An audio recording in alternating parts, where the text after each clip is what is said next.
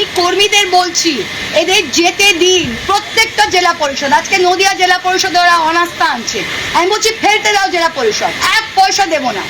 10 জন এসে তারা জেলা পরিষদ, এদের আমরা জিতিয়েছি, কর্মীরা জিতিয়েছে। আজকে জেলা পরিষদের নির্বাচিত সদস্যরা বলছে আমাকে 10 লাখ টাকা দিন, আমি অনাস্থা পুড়িয়ে দেবো।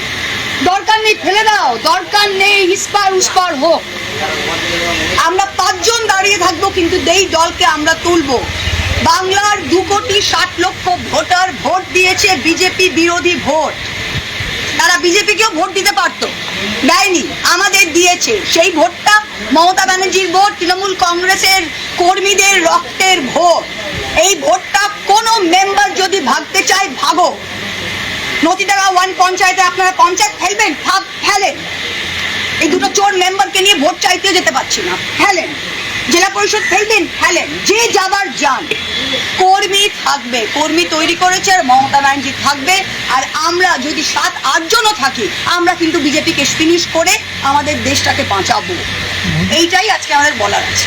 मोदी आपने बोला कि दल त्याग कानून का इस्तेमाल करेंगे। Yes. वो जो 20 हम लोग ऑलरेडी डिस्क्वालिफिकेशन पिटीशन दे दिया। और क्या प्रोसेस है इसका, थोड़ा प्रोसेस बहुत सिंपल है। देखिए, डिस्क्वालिफिकेशन पिटीशन नॉर्मली ये ग्रुप से एक साथ करते हैं, हम लोग इंडिविजुअली किया। मिताली बाग के ऊपर किया, शताब्दी राय के ऊपर किया। हर केस में हम लोग ने एग्जाम